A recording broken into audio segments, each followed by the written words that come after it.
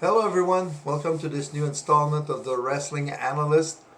Today we're going to take a look at the event last night, Raw, from October 17th, 2022 in Oklahoma City.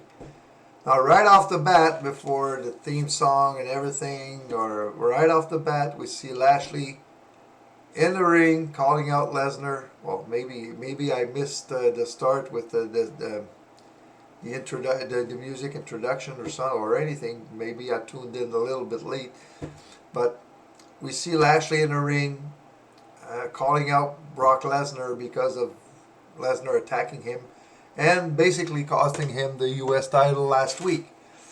Now Lesnar comes out right off the bat, not scared or anything. I hope not. And the two start to brawl. Lesnar gets speared through the barricade by Lashley. Lashley then passes him through a table, and well, basically it was a brawl all the way, and that sets up, as I said, I think last week, that sets up a match between Lashley and Lesnar at Crown Jewel in 2 weeks from Saturday, on November 3rd, I think, if I'm not mistaken. November 5th, sorry. So November 5th, you're going to see Bobby Lashley versus Brock Lesnar at Crown Jewel. Now, match one. Gallows and Anderson, the returning OC, versus the Alpha Academy.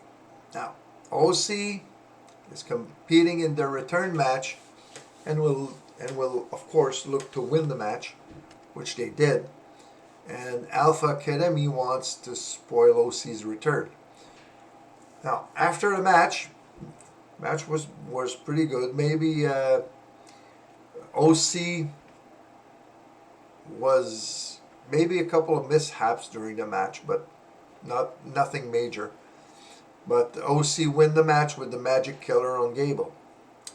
Now, after the match, Judgment Day comes out, and they start arguing, blah, blah, blah, blah, blah, blah. And Judgment Day challenges the OC, Styles, Gallows, Anderson. They challenge him to a match at Crown Jewel, a six-man tag. And AJ basically accepts the match.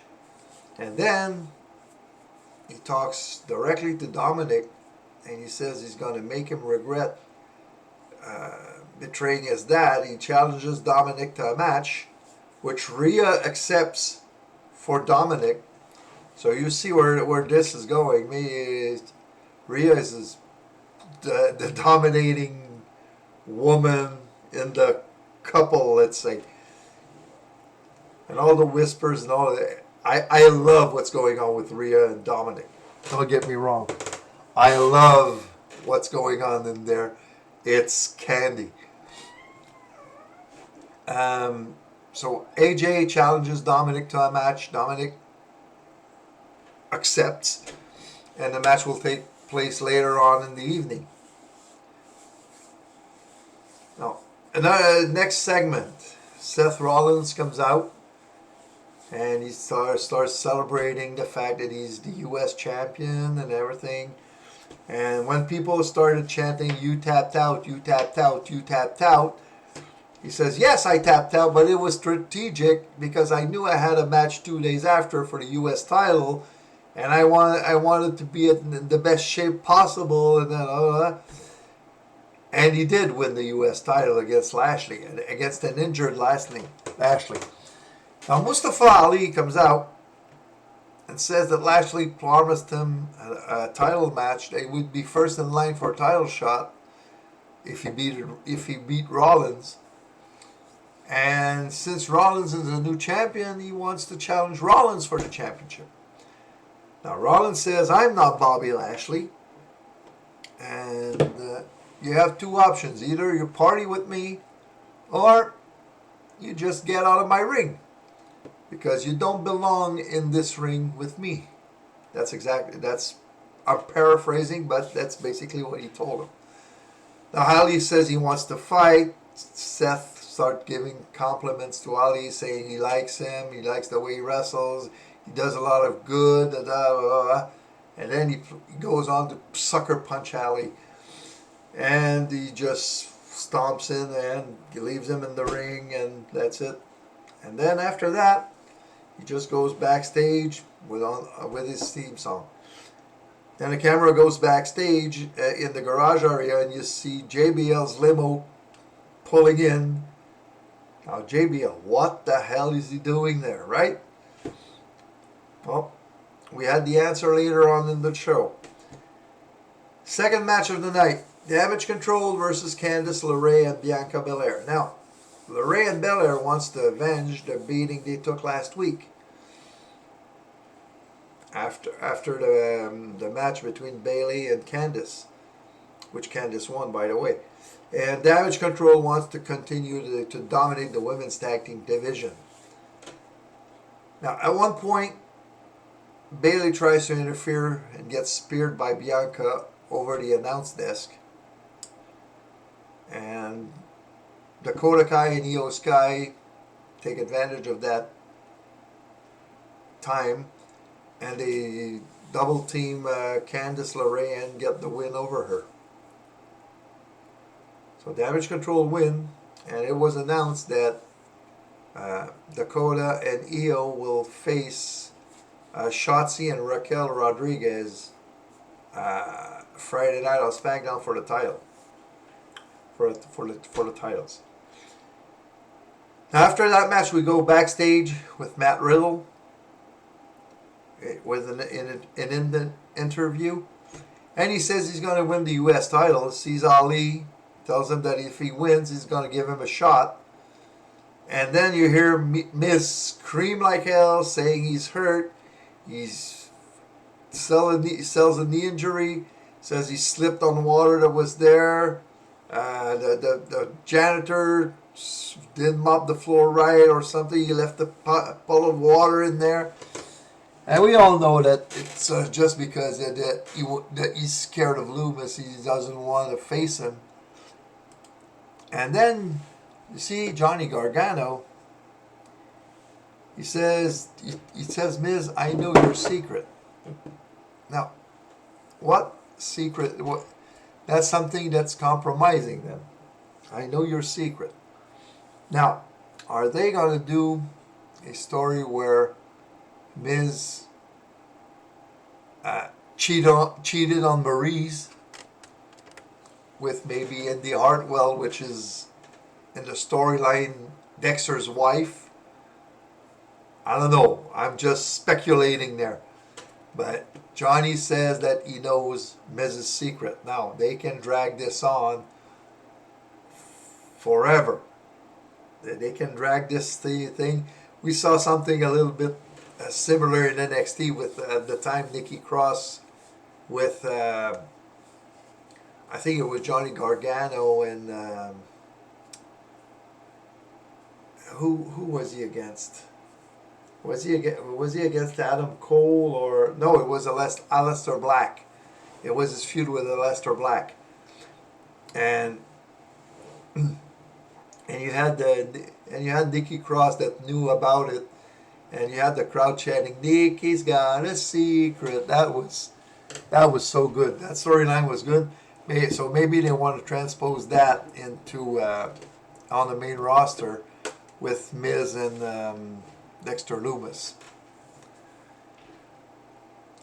So then, after the break, you see Judgment Day. They're preparing Dominic for his match, and you see Cora Jade. You see people the Judgment Day looking over in Rhea's direction, and then the camera pans out, and you see Cora Jade. And she asks Rhea Ripley to face Roxanne Perez at NXT, which is going to take place tonight. Now, after that you see JBL coming to the ring, says he's got a big announcement to do. And first of all, he wants to apologize. Now, he wants to apologize for what? For doing this in Oklahoma, because he says he despises that state. So you see right off the bat there that JBL is back to his heel ways. He's gonna be a heel manager now because since Ray moved to SmackDown, they had to make a trade, and the trade was that Baron Corbin is now a member of the Raw roster with JBL as his manager. Now, JBL, he rants about Dolph Ziggler. He says that Ziggler in the Attitude Era, he wouldn't even make the cut, and so that sets up a match between Corbin and Ziggler. Now, since it's a new start for Corbin, Corbin should win the match. Corbin has not been winning a lot in the last few months before his hiatus. He lost to McIntyre. He lost to Madcap Moss. He lost to a whole bunch of people. So he was basically putting people over, especially Madcap Moss, when that storyline fell apart with between the two of them. Now, it's a new start for Corbin, and Dolph is only there to make Corbin as good as he can in his return. So right off the bat, I knew that Corbin would win. I knew that Ziggler would lose. I knew that Dolph would put a hell of a match against Corbin. And Corbin with Ziggler in the ring would look $1 million. And Dolph sold for him. The match was very, very good. And Corbin wins with the end of days after kicking out of the zigzag. So that's like a new start for Baron Corbin. And I think this association between Corbin and JBL is going to be very beneficial for Corbin's career. Now, I don't like him more than that, Corbin, but he's a good performer. He's a great heel. And now add JBL to the mix, he's going to get a whole lot of heel heat on him. So look for him to, I think Corbin is going to get a push. Probably future U.S. champ.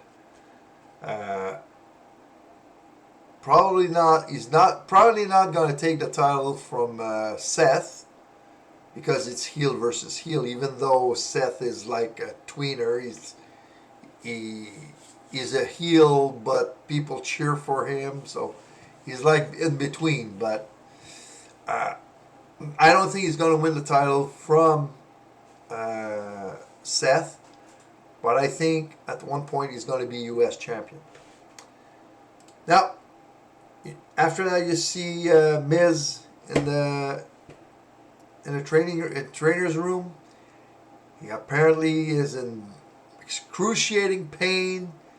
He sells his knees again, and then Baron Saxon comes in and tells him that, look, apparently the floors were not mopped since yesterday, since Sunday, and people saw him put water on the floor and just sit there and start pretending that he hurt his knee, he slipped and everything. So Miz says, I can't believe you. You're saying I set this all up but just for me to not face Dexter Lumis, and then you hear Gargano scream, "Hey, Dexter Lumis, he's here!" And you see Miz get right up on his feet, and then Gargano says, "Oh, sorry, false alarm." And Saxon says, "Well, hey, Miz, that's a miraculous. That healing is very miraculous." And anyway, so we all knew that from right off the bat that injury was not real. Then camera goes out. goes to MVP and Omos, and MVP talks about Strowman, saying that, well,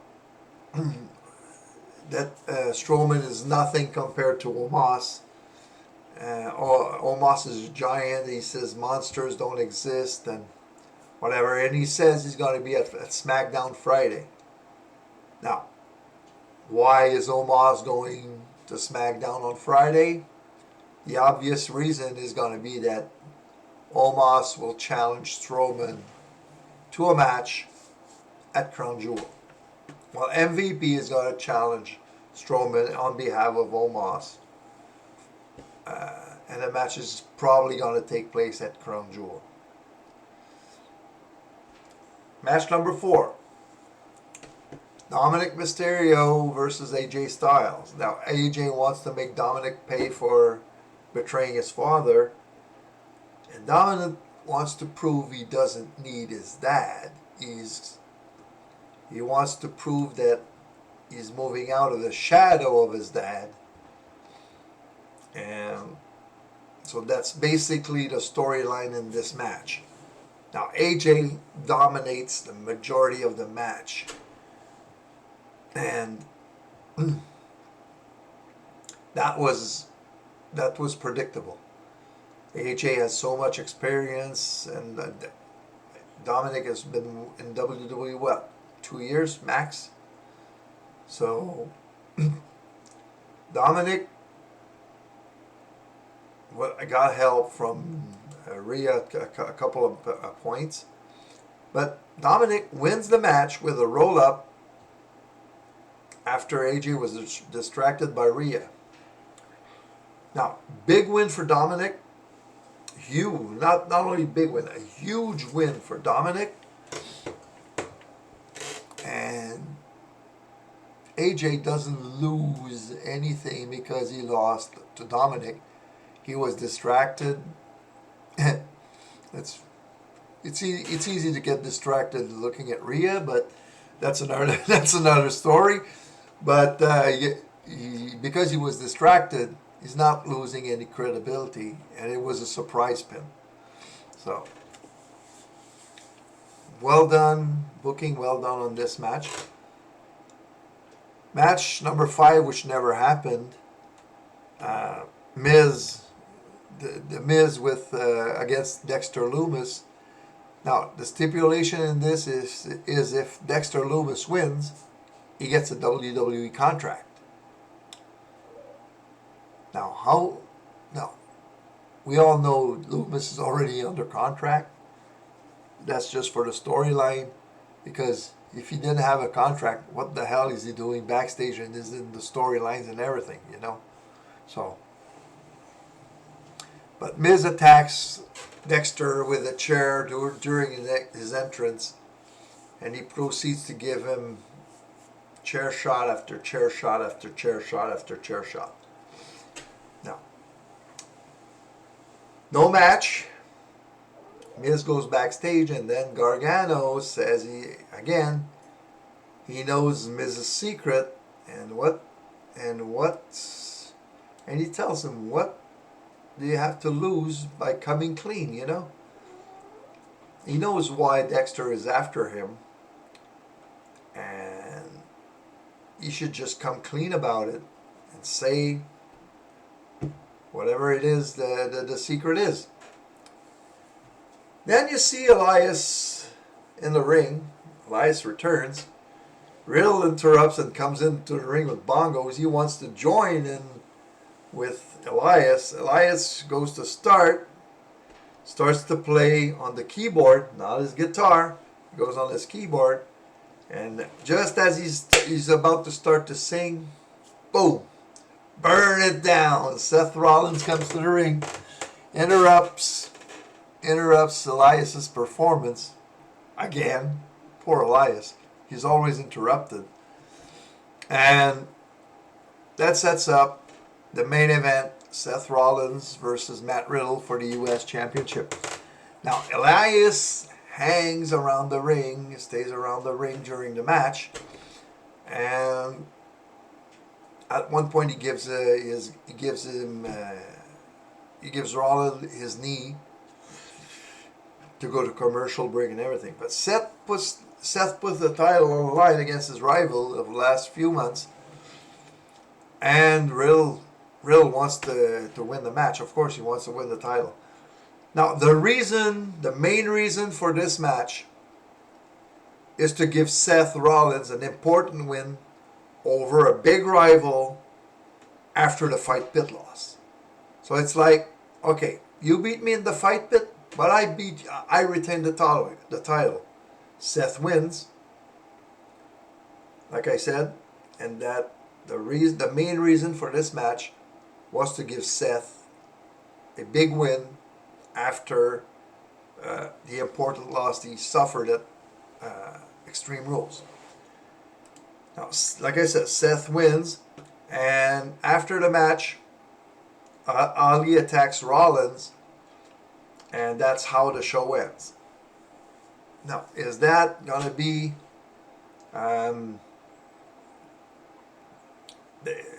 what I think is that's going to set up is it's going to be a match between Ali and Seth at Crown Jewel.